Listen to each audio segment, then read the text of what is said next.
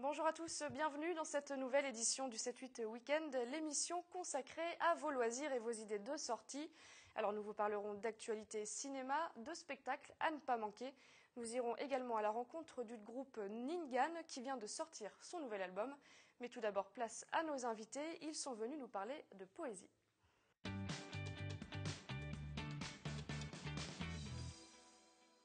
Ce week-end, le samedi 24 janvier à Guyancourt, une soirée spéciale vous est proposée à la Maison de la Poésie. Au programme de création exceptionnelle. Pour en parler sur notre plateau, deux invités. Alors à ma droite, Jacques Fournier, bonjour. Bonjour. Vous êtes le directeur de la Maison de la Poésie et metteur en scène de l'une des deux créations proposées lors de cette soirée. Et à ma gauche, Charles Gonzalez, bonjour. Bonjour. Vous êtes comédien et artiste associé à la Maison de la Poésie. Alors les deux spectacles qui sont proposés nous plongent dans l'univers de la guerre. Oui. Est-ce que vous pouvez nous présenter un peu cette soirée ?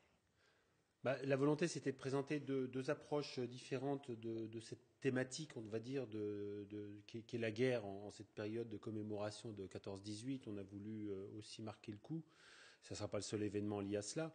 Et donc, on a souhaité associer à la fois le regard d'un poète qui a connu cela dans sa chair, c'est Guillaume Apollinaire, qui a été blessé en mars 1916 et qui est blessé à la tête et qui est mort 2 ans après, non pas de sa blessure mais de la grippe espagnole, mais ça l'a marqué dans ses écrits, dans sa chair, dans sa vie, dans ses amours aussi.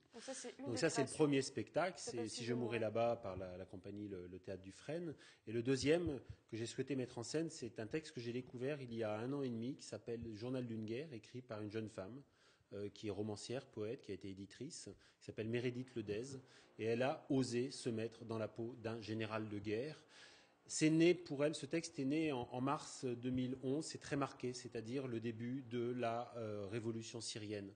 C'est les images qu'elle a pu voir qui ont fait naître en elle ce besoin, je dirais pas cette envie, vraiment ce besoin d'écrire sur quelque chose qu'elle ne connaît pas elle-même. Et elle s'est mise dans la peau d'un général de toutes les guerres.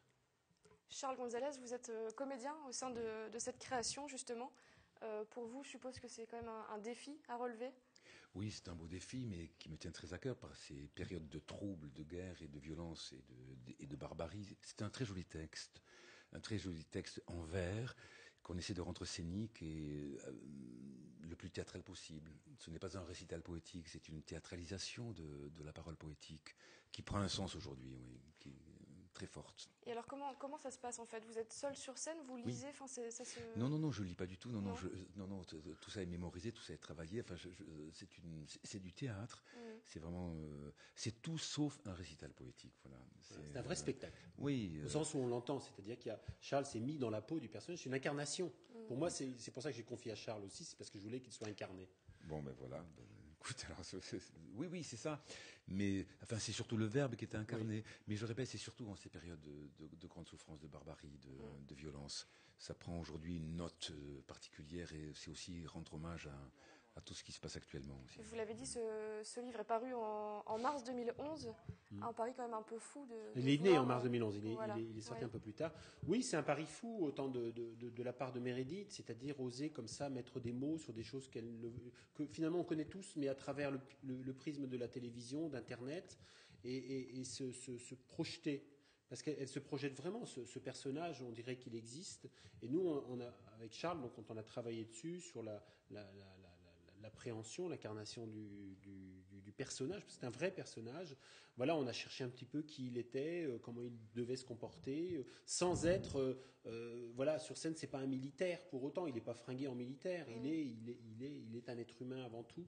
Et on a donc cherché à épurer le maximum pour faire entendre ce texte et pour montrer le jeu que Charles peut apporter à cela. Et alors comment elle s'y prend en fait pour écrire justement ? J'ai vu que vous parliez d'une langue accessible, presque quotidienne. Oui, c'est très simple. Pour moi, il n'y a pas de difficulté dans le vocabulaire, Charles. Non, il n'y a aucune difficulté. C'est une parole très quotidienne finalement, mais mise en bouche par le théâtre. Donc ça prend une résonance spectaculaire au sens étymologique du terme. Mais c'est aussi, pardonnez-moi, parce que là on parle du spectacle, mais je voudrais vraiment rendre hommage à la Maison de la Poésie de Saint-Quentin-en-Yvelines, qui me fait le grand honneur d'être associé pendant 1 an. C'est une maison qui se bat, et cette parole poétique, ici, je vous répète, dans ces périodes troubles et très intenses, prend un sens de sauvegarde, un sens de salut. voilà, être ici dans les Yvelines, comme ça, dans une maison de 50 personnes, quoi, d'une jauge de 50 personnes, donner un texte aussi fort dans une si belle scénographie, ça prend un sens de résistance, de militantisme, et moi je suis très fier de défendre cette maison de la poésie que dirige Jacques Fournier, parce qu'il faut vraiment la... Je suppose que c'est énormément de travail pour devoir mémoriser un texte comme ça, devoir préparer un spectacle comme celui-là. Oui, ça vous a pris combien de temps pour... Pour une seule fois. Pour une seule fois, voilà. Non, ça met 3 semaines de mémorisation, etc. Mais c'est surtout un travail d'être ici et maintenant, de savoir pourquoi on est là, à qui on s'adresse et de quoi on parle. Voilà, ça c'est les raisons essentielles. Ouais. Donc ça c'est l'une des créations qui sera présentée donc ce samedi à la Maison de la Poésie. Une deuxième création sera présentée également. Elle s'appelle Si je mourais là-bas. Vous en avez parlé. C'est Guy Frex, le metteur en scène, qui a rassemblé des poèmes et des lettres d'Apollinaire lors de la guerre 14-18. Une dramaturgie qui revient sur une correspondance passionnelle. Je vous propose tout de suite un aperçu. 4 jours, mon amour, pas de lettres de toi. Le jour n'existe plus, le soleil s'est noyé, la caserne est changée en maison de l'effroi, et je suis triste, ainsi qu'un cheval convoyé. Que t'est-il arrivé? Souffres-tu, ma chérie? Pleures-tu? Tu m'avais bien promis de m'écrire. Lance ta lettre au but de ton artillerie qui doit me redonner la vie et le sourire. En 1913, Guillaume Apollinaire est un poète déjà internationalement connu. Il vient de publier Alcool. Et il rencontre une jeune femme à Nice, Lou, et ils vivent une histoire d'amour très forte, passionnelle, sauf qu'il y a la mobilisation. On assiste à travers des lettres et des poèmes qu'il lui dédie, c'est des magnifiques poèmes d'amour, des lettres brûlantes de désir, de passion, mais Guillaume Apollinaire doit partir au front. Alors sonneront les trompettes d'artillerie. Nous partirons, errons, petit patapon, ma chérie, vers ce qu'on appelle le front. Grâce à ces poèmes et grâce aux lettres qu'il lui envoie, il va au fond garder l'espoir. Et donc c'est une pièce sur les armes de la poésie, plus forte que la désespérance du monde. C'est vrai que je t'aime comme tu es, et que tu es plus pour moi qu'aucune femme l'a été. Mais c'est ça qu'il faut garder. Je t'adore. À samedi matin, si je peux. Midi, si possible. Heure que je pourrai. T'adore.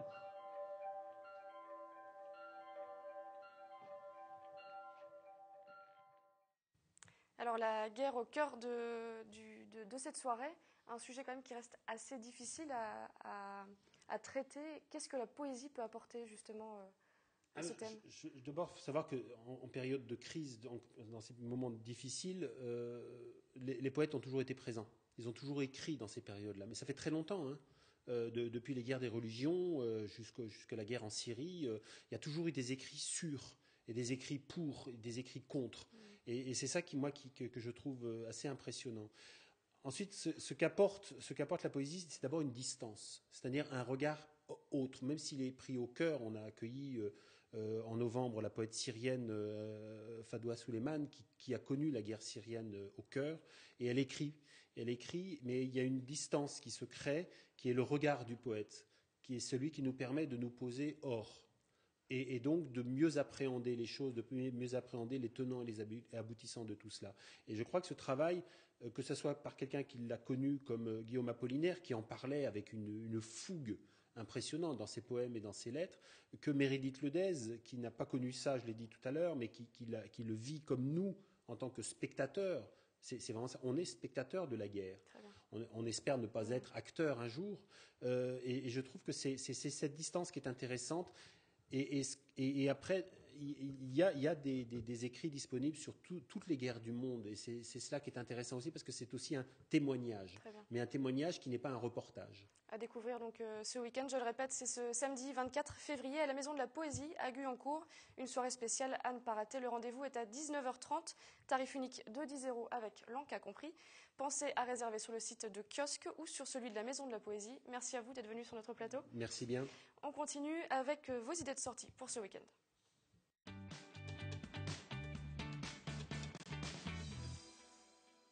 Les joueurs aguerris de Warhammer seront ravis. 2 jours leur sont consacrés ce week-end au centre Alfred de Vigny, à Voisins-le-Bretonneux. Samedi 24 et dimanche 25 janvier, un rassemblement est organisé pour la 6e année consécutive.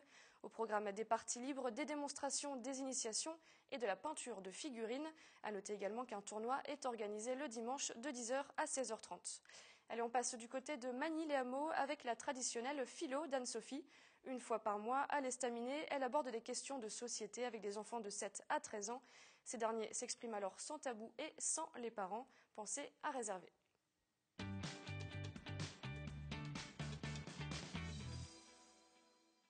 Allez, un peu de musique à présent. C'est à Chavenay, dans les Yvelines, que le groupe Noongan prépare la sortie de leur tout nouvel album Flower Child. Un album qui a vu le jour grâce à la contribution d'internautes. Ils nous le présentent en toute intimité, Aurélia Debussy et Elodie Moine. Ils se sont rencontrés il y a 10 ans sur les routes de Saint-Barthélemy. Un coup de cœur musical, mais pas seulement, partenaire à la vie comme à la scène. Le duo Noongan nous présente leur nouvel album chez eux à Chavenay. Bonjour. Bonjour. Hello. Merci de nous accueillir. Bienvenue à la casse. Bienvenue. Alors pour la petite histoire, on vous a un peu réveillé ce matin? Non, on rentre de tournée pour la petite histoire. On était en Hongrie, Tchécoslovaquie, Suisse et on vient d'entrer. Donc là, forcément, le réveil. C'était un peu dur. Non, on vient de se réveiller, c'est vrai. On est fatigué, mais on est content de vous avoir. Et tourné pour présenter cet album, Ouais. Flower Child, donc Ouais. qui est un album qui a vu le jour grâce à la contribution d'internautes. Magnifique. ouais, c'est vrai. 140 personnes ont permis... 160 160. Oh, bah voilà. Alors 161 personnes ont permis donc à cet album de voir le jour. Comment ça s'est passé? C'est un projet de financement participatif. Racontez-nous un peu l'histoire de cet album. Vas-y. En fait, à la suite de l'émission donc, à laquelle j'ai participé, The Voice. Qu'on ne nommera pas. The Voice saison 2. Il y a presque 2 ans. Voilà, c'est il y a presque 2 ans. C'est vrai qu'on s'était dit, bon, on n'a pas eu vraiment de contact pour des maisons de disques ni des producteurs. Et on s'était dit qu'on n'allait pas rester comme ça et que c'était important de continuer à avancer. Donc on a pensé tout de suite au site participatif. Donc on s'est inscrit sur KissKissBankBank l'année dernière, c'était en décembre. Décembre Voilà, ça 2013. fait un tout petit peu plus d'un an. Voilà, c'est ça. Et donc, en se disant on aimerait bien pouvoir réunir 10 000 euros. C'était la somme Qu'on s'était fixé. ouais, qu'on s'était fixée. Et comme je sortais de l'émission, on s'était dit qu'on aurait peut-être plus de chances de réunir ces fonds-là. Et Parce que c'est difficile, voilà. c'est très difficile. On va dire. Voilà, on a donné 3 mois en fait pour réunir cette somme. Et c'est vrai c'était 3 mois assez intenses. Vous avez eu des doutes, il y a eu des Ouais. moments... Ouais, il y a eu des doutes. Au Il y milieu, a eu des moments de creux, vraiment. au milieu, surtout le 2e mois, ça n'a pas bougé. On était en dessous de 5 000 euros. Et on s'était dit On que... a distribué des tracts dans la rue. oui, c'est ça. On a fait plein de Ouais. choses. Vous avez Mais fait c'était les amusant. VRP. Exactement. On a fait des flyers, on a Ouais. été distribués en plein hiver partout dans les petites villes voisines. On a fait un petit concert aussi dans la rue improvisé qu'on a filmé. Et au final, c'est un succès. Voilà. Ouais. Puisque vous avez même... Enfin, la collecte a même dépassé l'objectif. Ah, on est riche maintenant, c'est incroyable. On est passé à 13 400, il me semble, quelque chose comme ça. Donc Et, il y a et un du peu coup, de ça a un sous peu pour- changé la donne. Puisque C'est vrai. initialement, l'idée c'était de lancer un EP. Ouais, Et puis finalement, c'est un album. voilà, Ouais. tout à fait. Disons que les titres étaient prêts déjà depuis très longtemps. Mais avec 10 000 euros, on s'était dit on se fait déjà Un EP et un clip, on voulait faire au début. Ouais, un EP et un clip. Et puis au final, on s'est dit que c'était tellement dommage de pas pouvoir faire un album entier alors que tous ces titres étaient en train de dormir. On en a encore qui dorment. Et donc voilà, on s'est dit que ce serait possible. Ce serait un peu Comme plus nous. serré comme budget. Un peu plus serré. C'était des choix. Donc, Ouais, Fallait faire- voilà, fallait- fallait faire un choix. Ouais, mais bon, franchement, ça valait la peine de le faire. On est Ouais, très c'était contents super. aujourd'hui d'avoir fait un album entier avec 12 titres qu'on a choisi.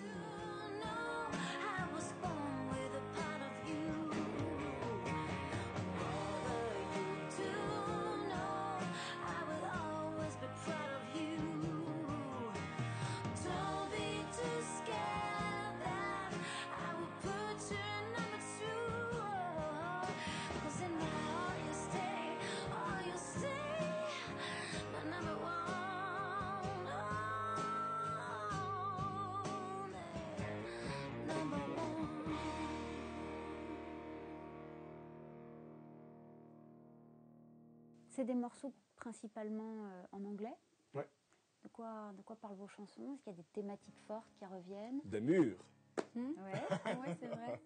Mais oui, c'est Annie qui c'est souvent des chansons qui correspondent un peu à ce que je vis. C'est important pour moi disons que comme thème, c'est vrai que souvent c'est quand on n'est pas bien qu'on écrit et c'est les meilleures chansons à ce moment-là. Les meilleures chansons, c'est souvent ça. Ouais. Donc les textes, ça part souvent des petits bouts de ce qu'on vit en fait. Voilà. Puis il y a aussi une chanson qui est dédiée à ma mère, qui est très importante. Et puis voilà, c'est vrai, j'aimerais bien que le monde soit meilleur et qu'avec des mots tout simples, en fait, j'espère toucher des personnes avec des sujets qui correspondent pour tous. Et Flower Child, alors, le nom de l'album, comment vous l'avez trouvé et qu'est-ce que ça signifie pour vous? C'est un petit clin d'œil aux années 60-70 qu'on chérit nous, au niveau de la musique, au niveau de la création, de l'esprit liberté. Enfin voilà, c'était vraiment une période assez incroyable. Et c'est ça, on est un peu Flower Child, donc c'est enfant fleur, et on a un peu des enfants. C'est vrai que c'est un hommage. C'est un petit hommage. Nous, on sent enfants de cette période. On a très envie de vous écouter. Oui. Pour voir un petit peu ce que ça donne, là, comme ça. Au réveil. Au réveil. N'est-ce pas? Dans un moment un peu intimiste. Ouais. Très bien.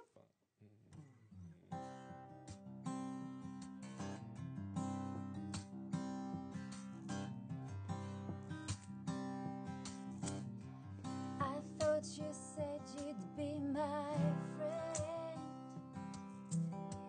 Whatever trouble came my way, you broke my heart and I'm just feeling blue. Well, it's hard to take, but I know that I am no good. So why don't you tell me something new? So we could shake off all those blues. Don't walk away from me, don't be a fool. 'Cause I'm your friend and you know that I am Flower Child, full of love, sunshine. Yes, you know that I am a flower child, full of love,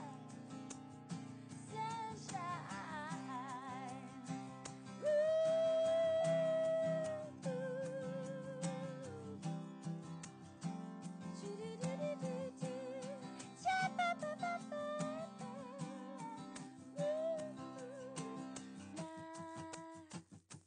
We're childs, full of love, sunshine.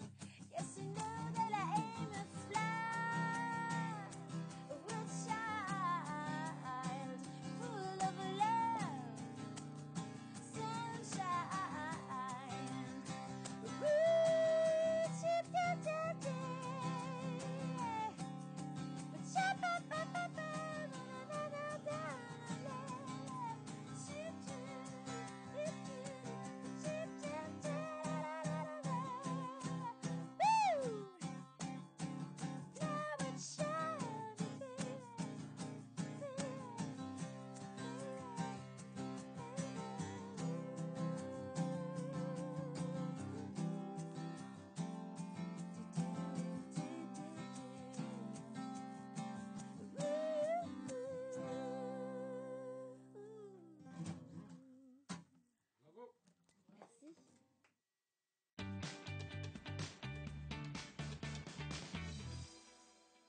Voilà maintenant un spectacle qui ravira les petits à la Meurice de Trappes ce week-end. Les Sorcières, une histoire drôle d'un garçon qui déjoue un complot mondial d'horribles sorcières avec la complicité de sa grand-mère. Nicolas Gervais a rencontré le metteur en scène. Directeur du Centre dramatique national de Sartrouville, il adapte le texte de Roald Dahl, Les Sorcières, en marionnette, dans un spectacle familial à voir le 24 janvier à la Meurice à Trappes. Voici Sylvain Maurice dans le kiosque. Les sorcières. Les sorcières qui font des tours de balai avec de stupides chapeaux noirs, ce n'est pas très excitant. Non, pas celles des contes.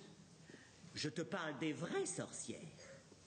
Mais grand-mère, les vraies sorcières n'existent pas.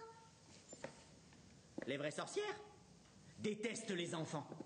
J'ai souhaité mettre en scène ce texte parce que quand je l'ai lu à mes enfants, ils ont été tellement enthousiastes que je me suis dit qu'il y avait quelque chose à faire, quoi, voilà. En fait, c'est un sujet grave quand même, puisque ça parle de l'histoire d'un garçon comme ça qui a perdu ses parents. Mais c'est traité sur un mode très ludique, très joyeux. C'est très drôle. En même temps, on a un peu peur.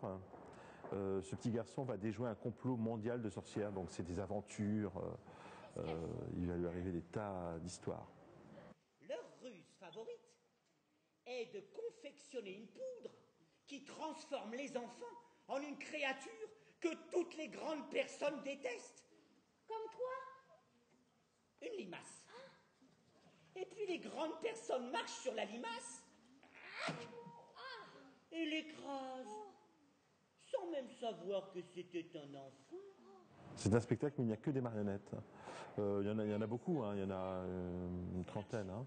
Et c'est un spectacle où on ne voit pas les manipulateurs, on ne voit pas les gens qui manipulent les marionnettes. Et en effet, elles sont de différentes tailles, de différentes techniques. C'est un spectacle où aussi il y a de la musique en direct. Hein. Donc il y a quelque chose de très très varié, de très ludique. Ah bah les enfants, occupez-vous-en. Ah bah les enfants, occupez-vous-en.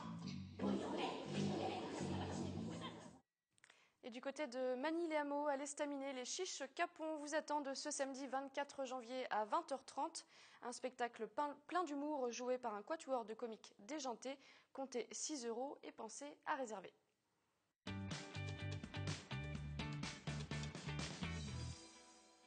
Du cinéma pour terminer cette édition avec les sorties ciné de la semaine et les avis des spectateurs au micro d'Élodie Moine. C'est très amusant, très distrayant, complètement déjanté. C'est un film très marrant, mais qui parle bien de la société. C'est un film rafraîchissant, surtout par les temps qui courent. Ça fait du bien de voir, même si c'est du cinéma, des gens s'associer pour réussir une entreprise, même si c'est pas très légal, mais ça fait... Ken Loach aurait fait pareil. C'est un très bon film, c'est très très drôle, les acteurs jouent bien, le scénario est juste. Il n'y a pas eu trop de flottement, je pense que c'est une assez belle réussite. J'ai trouvé que le scénario tenait la route, hein. C'était mieux que dans le 2. Par contre, en ce qui concerne les scènes d'action, c'est toujours aussi mal filmé. Impossible de trouver un plan qui dure plus de 5 secondes. Après, c'était un bon film. Pas grand-chose. Non, il y a des courses de voitures sans arrêt. C'est franchement très inintéressant.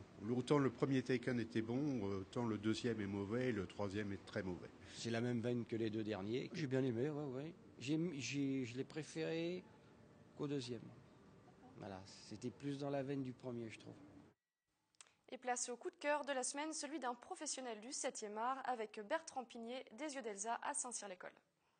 Le prochain rendez-vous au cinéma Les Yeux d'Elsa aura lieu le samedi 31 janvier à 20h45. Il s'agit d'une nouvelle rencontre dans le cadre des commémorations de la Grande Guerre 14-18. Nous présenterons le film Capitaine Conan de Bertrand Tavernier. Il sera accompagné par l'historienne et historienne du cinéma Élodie Tamayo. Ce film nous raconte l'histoire du capitaine Conan, capitaine d'une section de francs-tireurs dans un territoire assez rarement présenté sur le conflit mondial, puisque tout se déroule dans les Balkans. Et puis ça se déroule surtout dans une période un peu particulière, qui est la période de la fin de la guerre, en 18-19, au moment où les troupes sont progressivement démobilisées et où justement cette démobilisation pose problème, puisque faire revenir des hommes qui ont été habitués à tuer dans une vie civile normale n'est pas sans conséquences. Nous vous espérons donc nombreux pour redécouvrir ce film en salle de cinéma dans une version numérique restaurée le samedi 31 janvier à 20h45 au cinéma Les Yeux d'Elsa. Tu préfères tes voyous, hein? Ce qui est à toi est à moi, plus de doigts, plus de morale. Mes gars, c'est pas des soldats, c'est des guerriers. Tu leur as crié depuis 14, bien tué, bien zigouillé, continue, tu m'intéresses. Maintenant que t'en as plus besoin pour te planquer derrière, t'as toute une ménagerie de pantins qui se donnent des droits, là. Deviens pas flic, Norbert. Deviens pas flic.